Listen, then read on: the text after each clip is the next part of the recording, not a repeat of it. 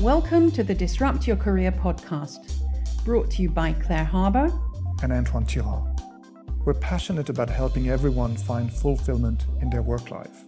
We believe that big, messy, uncharted career changes are inevitable, and it's up to you to decide. Will you take control and disrupt, or allow yourself to be disrupted? We wrote the book about it, and now we share here our conversations with other thinkers in this crucial area. Settle down and get ready to listen to this dose of wisdom.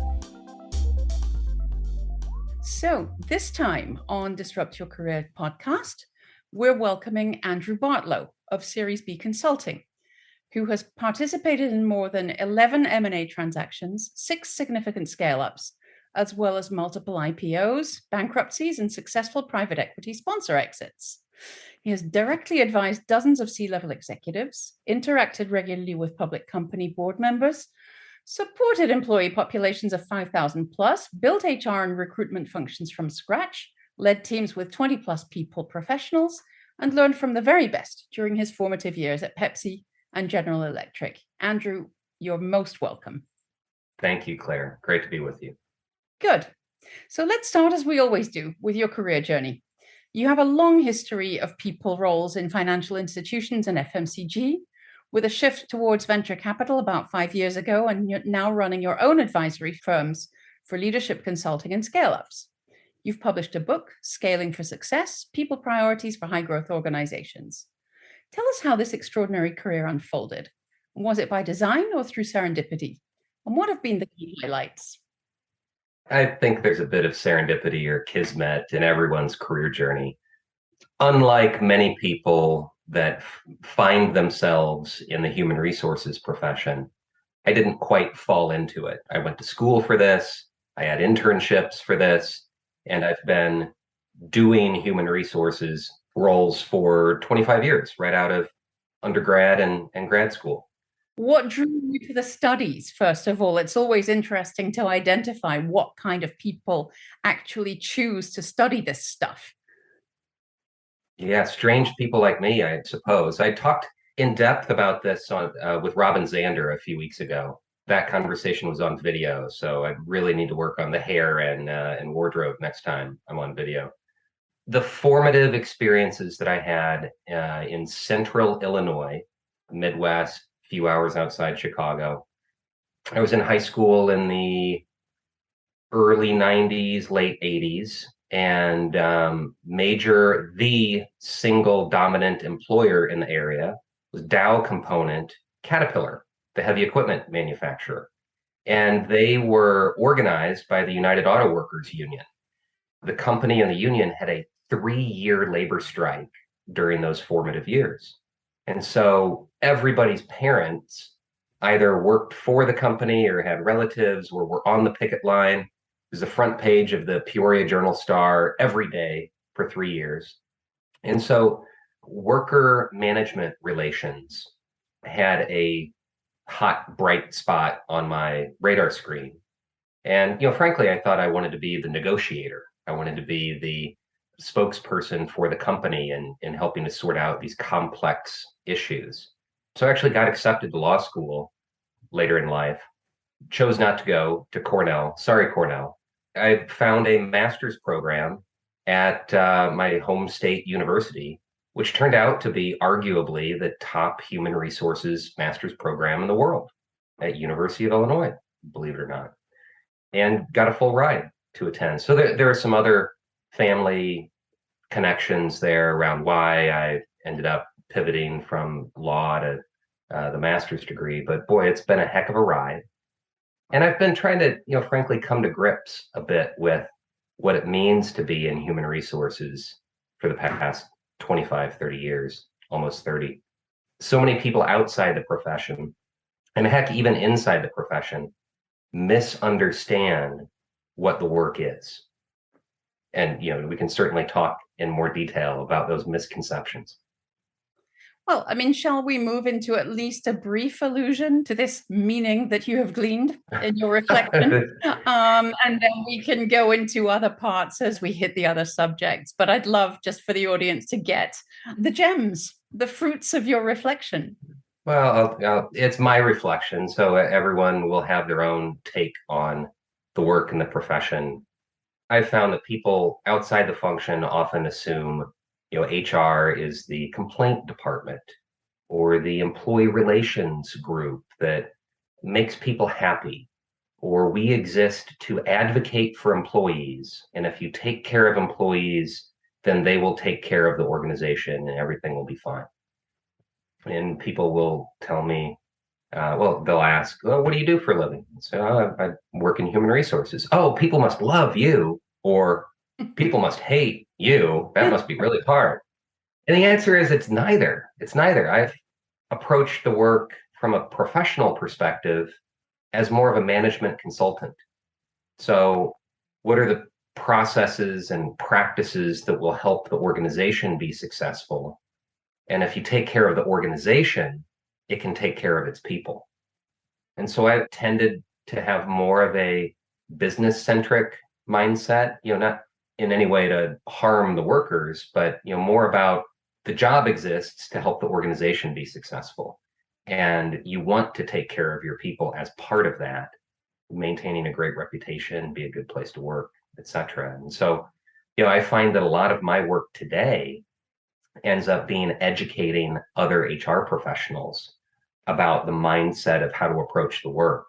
I started an executive development program, we haven't mentioned it yet, People Leader Accelerator, for human resources leaders to help them be more influential, more strategic. What does it really mean to have a seat at the table? What are you doing? And, frankly, a lot of HR leaders burn out because they're trying to do everything and please everyone. And you just frankly have to prioritize a little bit better and link your activities to what's most important to your organization rather than whatever bright, shiny objects we read about on Apple News or HBR or on podcasts. And you sometimes have to do that in the face also of a CEO who sees a bright, shiny object about HR or people and tells in unequivocal terms the HR leader to go off and play with that bright and shiny object instead of seeking alignment. But anyway, let's put that aside for now. I'd love to go way back and dig down deep into the time that you started in your sort of academy organizations, but also going through what lessons have you learned working in the people role in such a diversity of organizations? You're right. I've worked across many different industries, far more than financial services and tech, and sizes from the Fortune 100 to quite a few places less than 100 people. One big realization is no one else inside the organization really understands what the HR work is. The HR leader needs to lead. So you can be an order taker and provide great service and salute and go bring the burger that someone's asking for, or you can be a menu designer and help the leaders that you're interacting with understand what you can do for them. And so that's a major realization. If you just ask what to do, you'll only get so far. So take better control, take more ownership over your own priorities. I love the food metaphors. They're brilliant. It's always food. It's always food. This was a hard lesson learned, is that it's frankly less about work, less about the email that you send or the program that you design or the PowerPoint that you create. And it's more about the influence that you can have in an organization. I found myself working harder, arguably smarter, doing better work than most people around me. But when I was heads down, focused on doing the work and can't my work just speak for itself, I didn't get as far as when I put more time and energy into building relationships, into storytelling, into linking the things that I'm working on with things that are important to other people. And so I think the lesson learned there is, particularly in our work, which is about people and people management, you have to raise your head up out of the technical, tactical delivery and very consciously connect with your stakeholders and do the storytelling. And I wanted to say advocate for yourself, but I think we do a lot of empty advocacy in HR, like, people must come first and I must have a seat at the table and I have to have this title. It's not positional, it's prioritization, and it's connecting with the right things and ensuring that people know that you are working on the right things. Those are two big takeaways. Those are brilliant. And I must say the second one in particular strikes me as being a beautiful description of the fundamental difference between doing and being.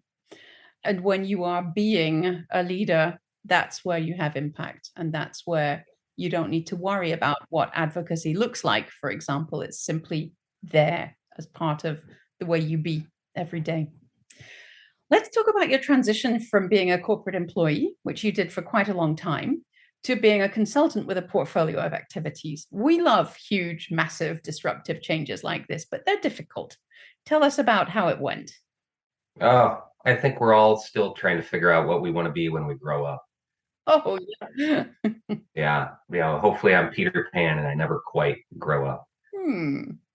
I don't think I ever really wanted to have a specific title, but I wanted to achieve something. I wanted to be impactful. I wanted to make a difference somehow. And we talked about the seeds or the roots of why I got into HR was, front page of the Peoria Journal-Star, and that impacted the company and the community and the surrounding entire economic climate of the Midwest and Central Illinois. And so I had a lot of success inside organizations as a W-2 employee, and was my last in-house job at what is now Invitation Homes.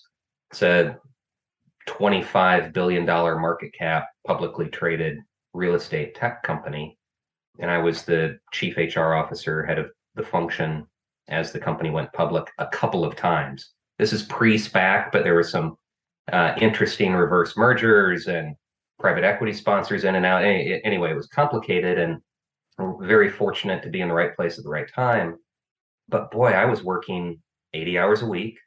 I was living here in Northern California and commuting to Arizona on a Monday and home on a Friday. And then we went through another merger to become Invitation Homes and combined with a company based out of Dallas. And so my spouse and little girls at the time were not interested in moving. So I was looking to a 5-hour flight with a 2-hour time change and doing the same thing. So I pulled my parachute. All my equity was able to vest. I had a great severance package, which was wonderful. And so I walked away from a Fortune 500 level public company officer role, but had some financial flexibility. And so I was trying to figure out, what the heck do I do with myself? Like, if I don't have to work 80 hours a week, if I don't have to travel 5 days a week, what am I going to do? I was a really terrible stay-at-home dad for about 6 months. I started work on my book. You mentioned it already, Scaling for Success. But I just found I was not fulfilled. The tip of the Maslow's hierarchy, the self-actualization was not there. And the book was, it's a slow labor. It's quite a process, especially with an academic publisher. You don't just sit down and write 200 pages. No. So I was trying to figure out, what could I do to be useful? What could I do to feel some gratification out of being useful to someone? And I went through an executive coaching program. I thought, hey, maybe I could coach others. But the interesting thing about executive coaching programs, and I went through Berkeley Executive Coaching Institute, is that you do a lot of work on yourself first before you help others with their own work. And so I was kind of sifting through, what do I want to get out of this? And what does that look like? And I ended up deciding, I'm not really a coach. I don't want to coach. I'd like to mentor. I'd like to support and advise other HR leaders, people that do what I do. So rather than create the space and ask big, penetrating questions where other people can, self-discover, and, but much respect to the coaches that do that, what I have to offer is 25 years of HR work at companies of all shapes and sizes and industries and geos. And I think I can help, I know I can help other HR leaders navigate their careers maybe a little bit more gracefully than I navigated mine along the way. That executive coaching program helped me crystallize a focus, helped me figure out how I could be useful to the world. And I found that it's really worked out. It's really worked out for many HR leaders that I've worked with through People Leader Accelerator, have created some content that is reaching more and more people. And I'm still doing some HR work. I caught on with a private equity firm. I spend maybe 50% of my time with Altamont Capital Partners. It's a mid-market PE firm that controls about 25 different organizations, mostly US based. And I get to do all the most fun work as an advisor and consultant, the ODOE work, helping CEOs navigate their relationship with the board, doing CEO 360s, and mentoring the HR leaders. So, yeah, I think I can strongly recommend some introspection. An executive coaching program is good, not just to learn a skill, but to learn more about yourself. Absolutely. And that focus and clarity really helped me out. So it sounds as though really the exploration, the time, the slowing down in order to create space for exploration, and then the savvy use of the educational path that you took really led to something that now makes perfect sense for you. It does. There are a couple of tools that I found particularly helpful. I've actually used them a couple of times with others. The river, there's a river visualization of what are your options? How wide or narrow is the river at different points in your life, and where are you at today? IDEO, the design thinking company, talks about the customer journey and peaks and valleys. And so I charted that for myself, like where have I felt at the pinnacle and where have I felt in the deep trench, and what was happening at those times. An Ikigai diagram. Absolutely. I mean, we use that in our work very much. So it's terribly simple, but it's not easy. Yeah, great tools for people to figure out what works for them. Absolutely. Let's go back then to early stage career professionals. You made some interesting choices at the beginning, influenced by all kinds of different contexts and circumstances. You've talked now about different tools and ways of introspecting on what one might do to earn a living and to create some sort of value in one's career life. But what advice would you give to those who are just looking to start out their careers? I give all credit to John Beresford, who was my manager at Pepsi, my first job out of grad school. He went on to be CHRO of Pepsi Bottling Group. He actually became president of JD Power, so stepped out of HR and entered a business leader role. So here I am, this very, very young, very early career, ambitious, hardworking. I'd like to think I was smart, junior person working for him. And he could see the ambition just dripping off of me. And he gave me advice that I've passed along many times. Actually gave the commencement speech at University of Illinois a few years ago, and I referenced him and this advice there. A career is a marathon. It's a long process. If we're lucky, so a marathon is 26.2 miles. If we're lucky, a career is 30 years. So let's chunk it out a bit.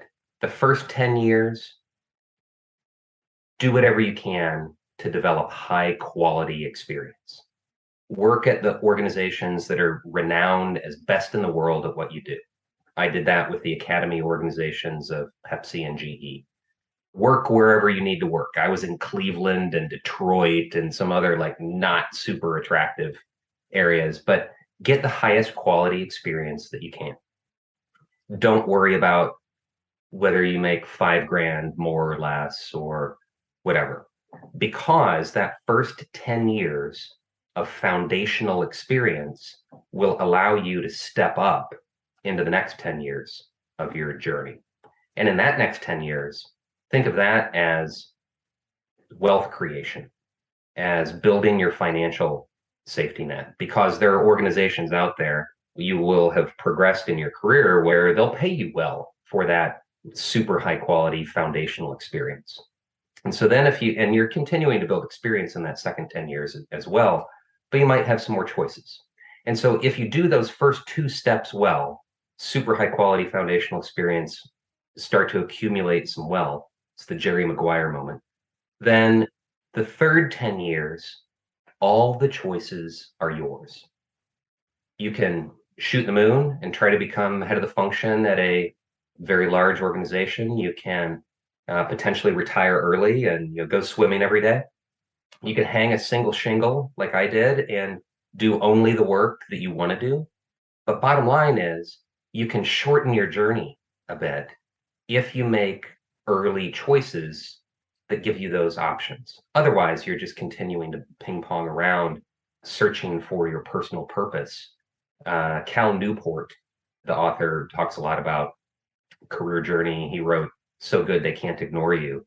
And I really have bought into this idea of delayed gratification, of making short-term decisions with long-term aims in mind.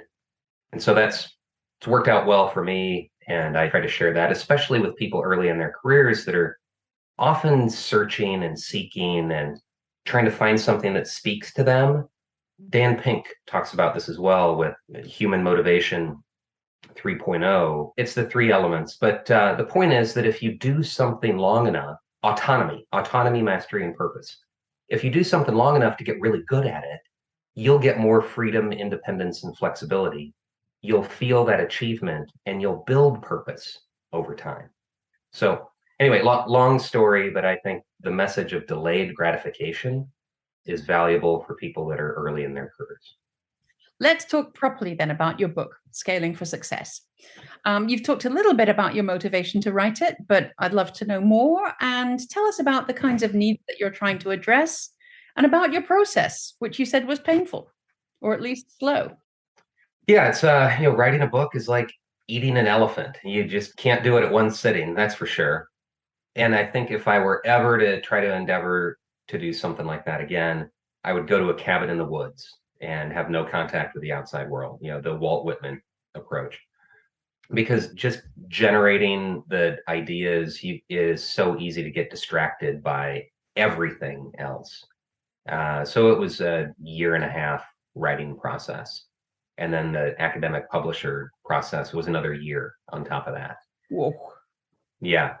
So if you want to make money writing books, first, don't do it. Yeah. If you want to have speed to market, self-publish. Yep. But for me, I wanted the credibility of being associated with a top-tier institution. So Columbia University Press was our publisher. And I'm just really honored that they were willing to connect me with their brand. And we're actually up for 3 different Management Book of the Year awards. Congratulations. That's super impressive on every front. I mean, we're nominated, so we haven't won anything. We'll see how it turns out. To be on the nomination list is a great start, isn't it? So the book is very much a how-to manual, targeted more at smaller businesses, not necessarily small, but smaller, which fills an important gap. You give a lot of advice and guidance with all kinds of valuable frameworks. But if you were to boil down the main ideas of the book, what would those be? We do want you to buy the book, but nevertheless, we would love you to condense it for us. Yes, please. Audiobook, Kindle version, in paper as well. I boil it down to, let's start with number 1, have a plan. Many small, rapidly changing, rapidly growing businesses use that change as an excuse for chaos. We can't plan because we don't want to get it wrong or things are changing too rapidly. I don't recall who said it, but if you fail to plan, you plan to fail. So have a simple, straightforward, doesn't need to be a McKinsey 100-page slide deck, but be clear about what you're trying to accomplish. Providing that level of clarity and focus for an organization is one of the larger challenges early on. That's number 1, have a plan. Number 2 is context over content. So what I mean by that is don't just try to lift and shift or keep up with the Joneses or chase your bright, shiny objects or whatever other little tagline we want to use. The idea is that what worked for somebody else won't necessarily work for you. You mentioned earlier CEOs coming up with these bright ideas and then we are forced to chase after them. I remember the Monday when my CEO founder had met with Tony Hsieh from Zappos and he wanted to implement holacracy at my organization. And I used a lot of political capital to talk him out of it because it did not make sense for our business. Yeah. In a call center environment where everybody's under one roof in Las Vegas and you can easily measure everything that everybody's doing, a super flat organization can make sense. Sure. In our organization, NFW, don't just apply best practices, thoughtfully consider your own context. That idea steered the entire approach to the book. Like everybody wants the checklist. Everybody wants the playbook. What should we do at Series B? What should we do when we're at 127 people? The answer is it depends. And so rather than try to give people generic advice, we very thoughtfully provided frameworks and concepts that you should be able to apply practically to your organization. That's absolutely key. And I think that links to the third central idea, and that's the last, the third of three, is work on the right things.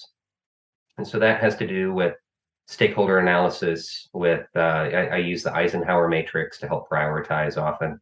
But boy, you can move 30 things an inch or 3 things a mile. And your organization is generally much, much better off if you're aligned and people know what the priority is and you're not stepping on each other.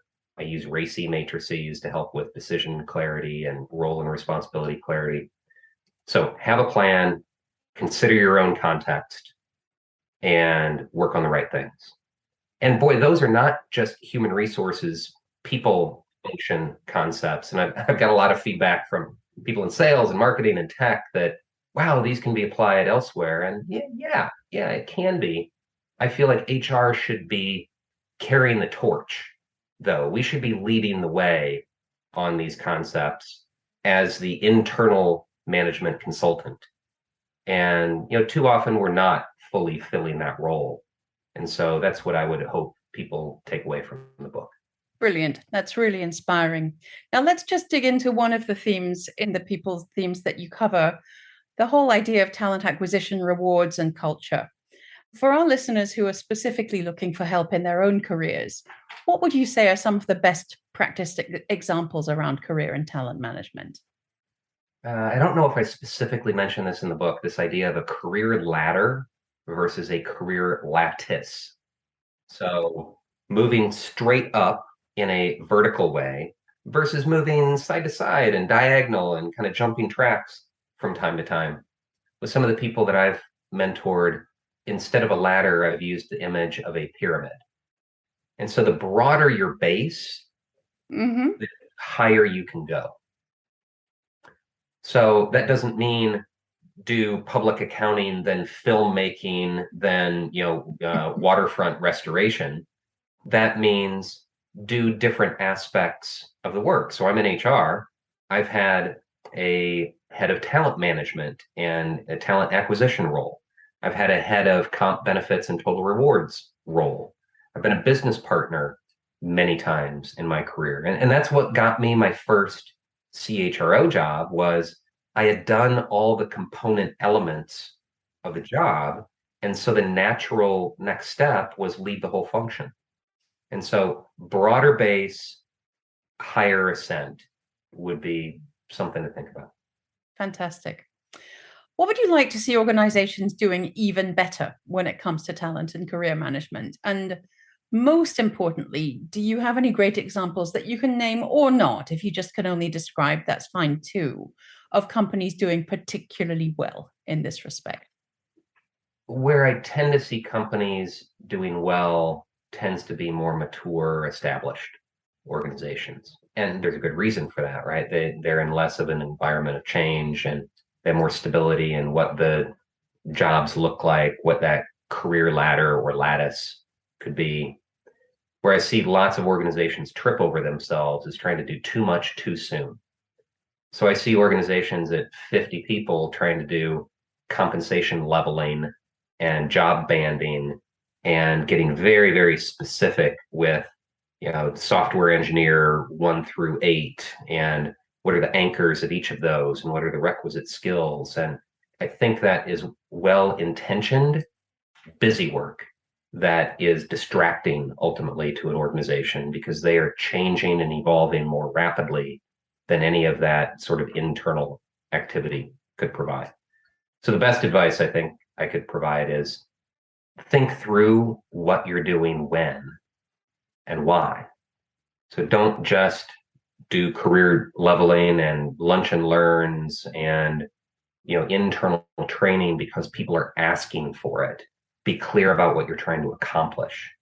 And so those organizations that do it well, they are intentional about what they're trying to achieve. And they might even measure something other than satisfaction or completion. Even at a smallish company, I ran Washington Mutual, rest in peace. It's now part of JP Morgan Chase. I led a piece of their mortgage business, HR for them. And we ran a manager skills training program.